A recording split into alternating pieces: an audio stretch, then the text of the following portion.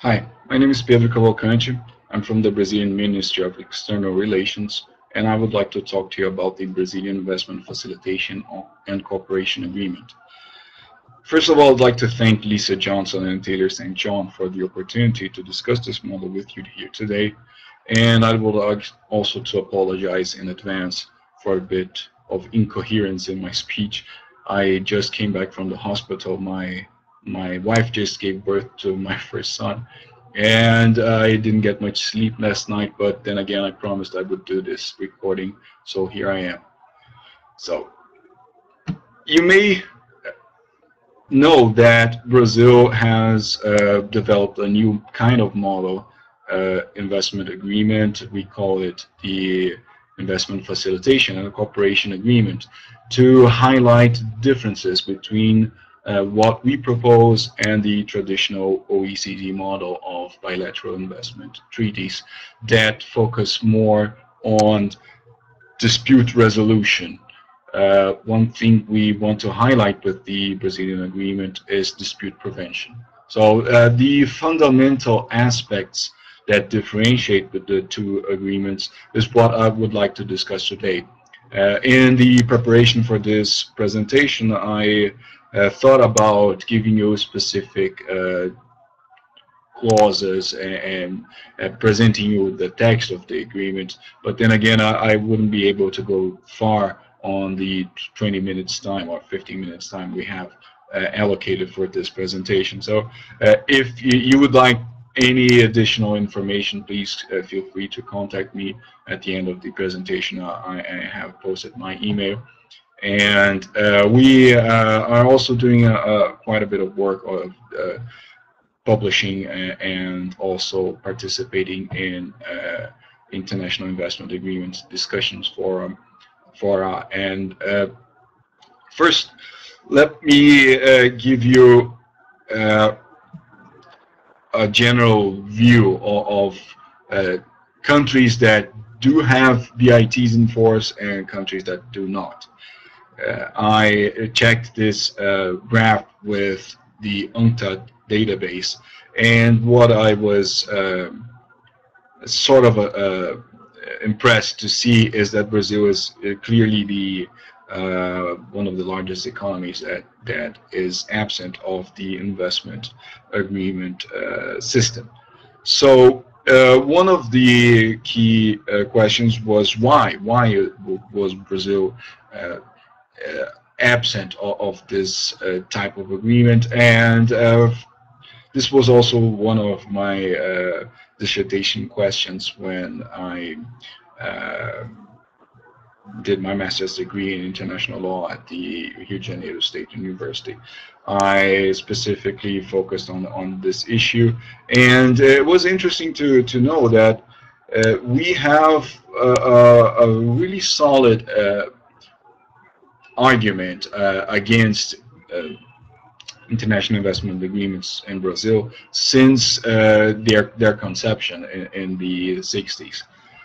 So Brazil is not a member of the ICSID Convention, the convention, the Washington Convention of 1965, and I went back to find out why we did not participate, or we did not ratify the convention.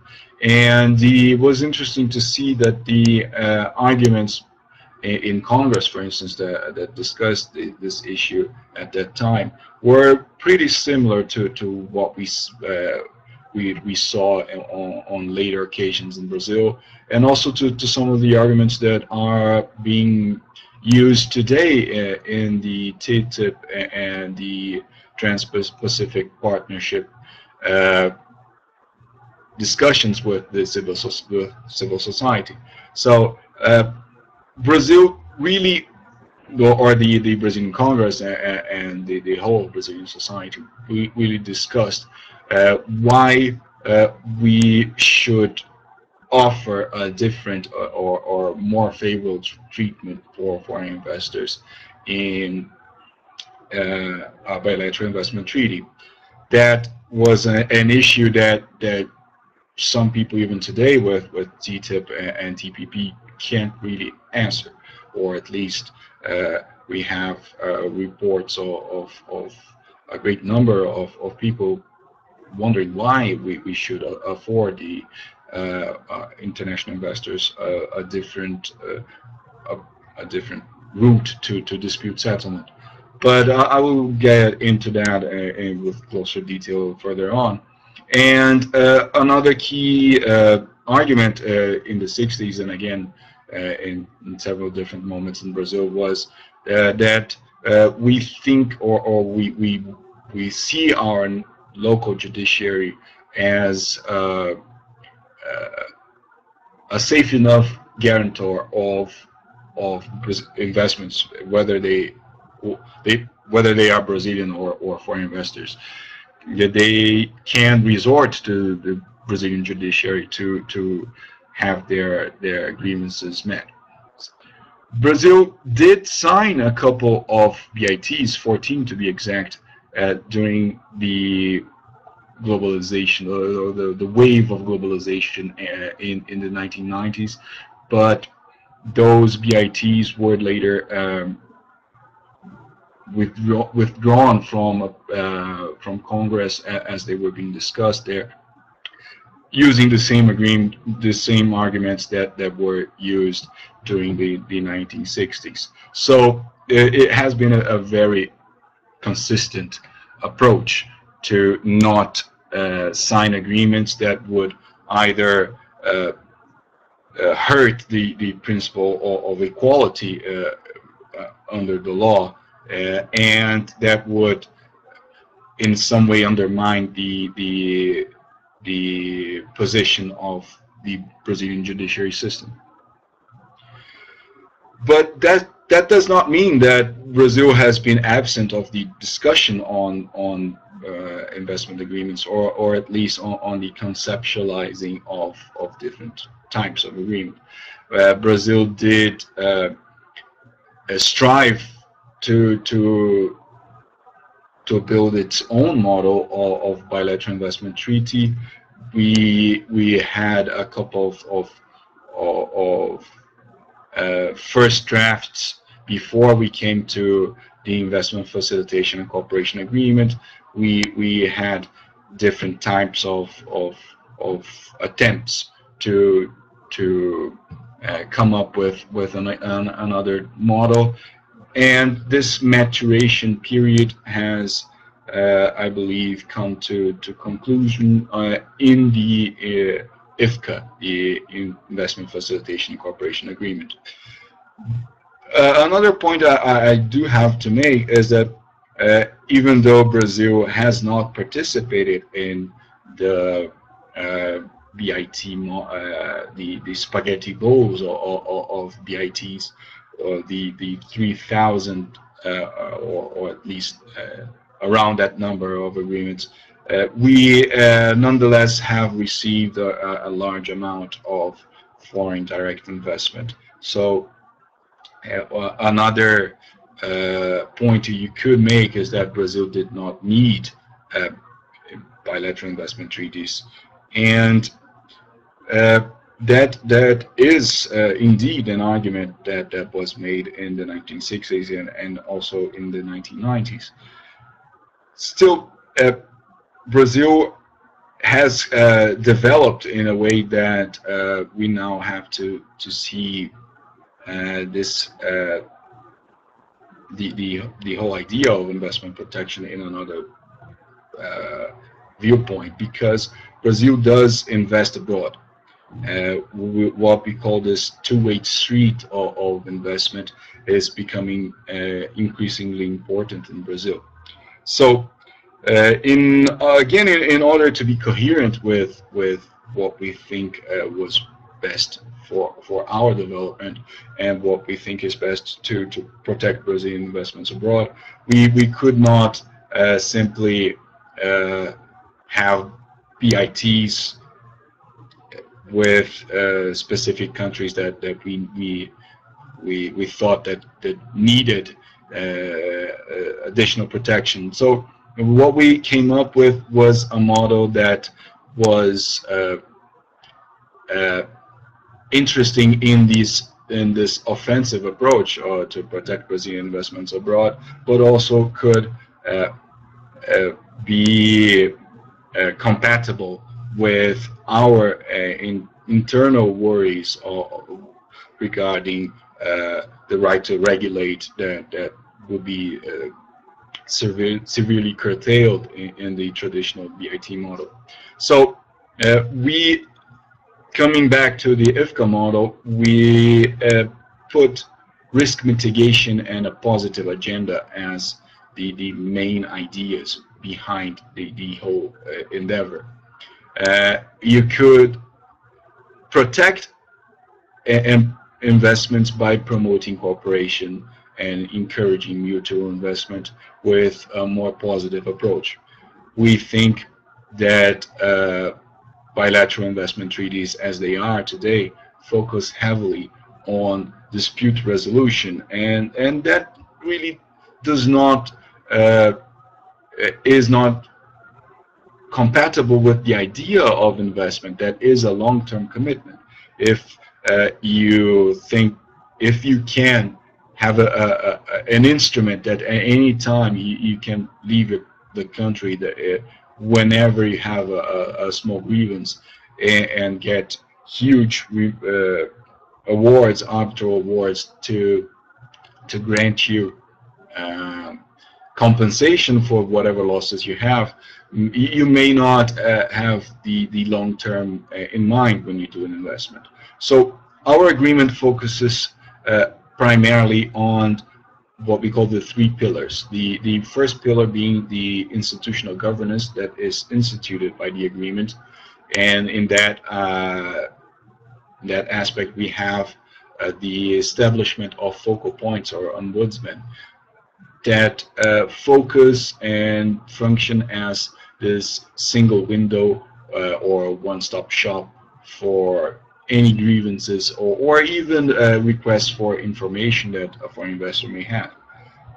They can go to the ombudsman, to the focal point, and either have their grievances met or resolved in a non-confrontational manner, or they can also request information on specific investment issues or how to get a specific license. The focal point or the ombudsman also has the function of starting the risk mitigation or dispute prevention mechanism. The first step on that procedure is to go to the focal point and to ask this entity, the ombudsman, to either resolve the issue or to refer it to the joint committee, which is the second stage. So in a brief overview, the investor goes to the focal point. The ombudsman tries to resolve the issue. The issue, if it is not resolved, then goes to the joint committee, in which the host state has a seat, and so does the state of the investor, and the investor has also a say, or at least they can be invited to participate in the proceedings. At a last resort, we can have state arbitration, and in this approach, the main objective of the state arbitration system is not to establish a number of for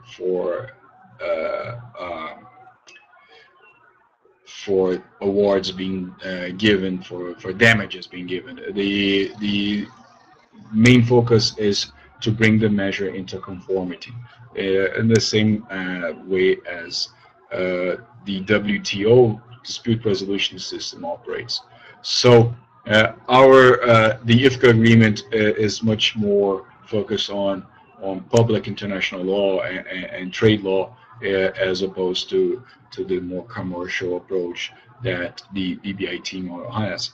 So just comparing the two models, the BIT dispute settlement system, it gives the investor a quicker route to the enforcement of an award, or at least, as many critics of the system say, a more biased route. That may be said. So ISDS, or Investor State Dispute Settlement System, focuses on an award either for